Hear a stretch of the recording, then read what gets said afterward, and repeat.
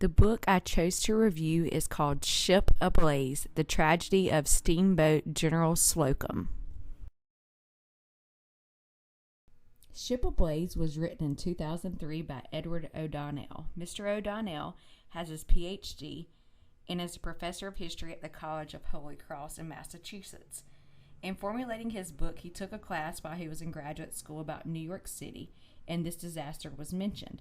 He decided to file it away for a later date, and once he started writing, he finally focused on primary sources throughout the book. He interviewed survivors, families of survivors, and found scrapbooks that the families had created. Up until 9/11, this was the worst disaster New York City has ever seen.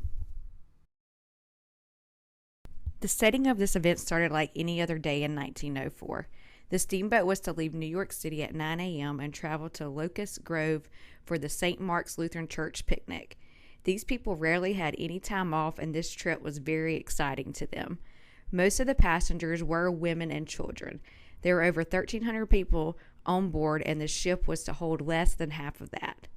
The captain was very experienced, and the ship was inspected 5 weeks before the disaster.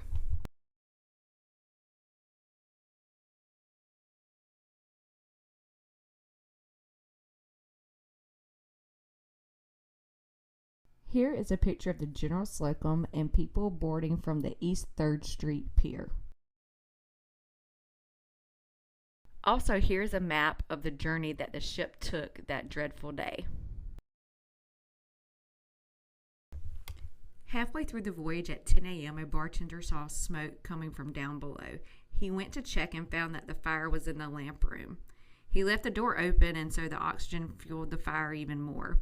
He was afraid to tell the captain for fear of losing his job, but eventually told another crewmate.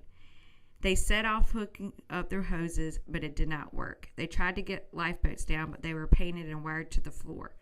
In the meantime, another young passenger told the captain there was smoke, and the captain ignored him. Once the word fire spread around the boat, people panicked. They trampled each other trying to get off the boat and over life jackets. Some that did get life jackets died because they were rotten and absorbed water and took them to the bottom. The captain made the decision to go to North Brother Island instead of going to a nearby pier or beaching the ship. There were many unsung heroes in this disaster. Tugboat captains followed the ship and rescued the people they could.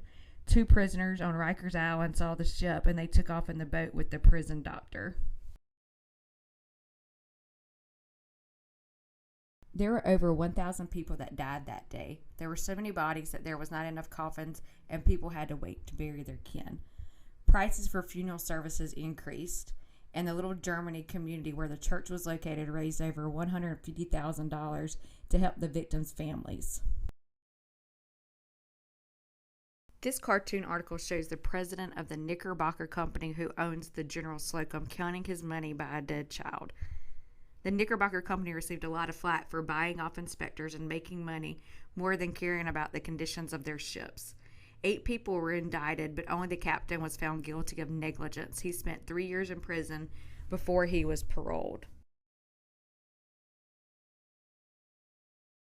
This disaster created a lot of policy changes for maritime vessels. President Teddy Roosevelt appointed a 5-person commission to investigate the accident and make recommendations to prevent similar events from happening in the future. The report pointed out several issues. There was a lack of fire drills, total failure of fire hoses, bad condition of life vest, and insufficient inspection of the vessel. The recommendations that the commission made were improving firefighting equipment, training for crew members, having evacuation drills for crew and passengers as soon as they get on board, and having a sufficient number of life vests and accessible lifeboats for all crew and passengers. Here is a picture of a life jacket rotten and filled with cork dust, which was made as part of evidence into the investigation of the General Slocum. Many of the investigators had to pull this evidence to show that the Knickerbocker Company was negligent in their resources on board to help save passengers in case there was an emergency. In conclusion, I agree with Mr. O'Donnell and the other researchers I researched about the General Slocum. I like the fact that the book had different perspectives of people who were affected by this disaster. Through my other readings, emergency management policy in dealing with maritime vessels was affected and has increased since this disaster. Inspection has become more vigorous and safety has become a priority. And another fact I do want you to take away was that up until 9/11, this was the worst disaster that New York has seen. I think this disaster helped us prepare for other disasters that happened in the New York area and for the ones in the future to come. Thank you.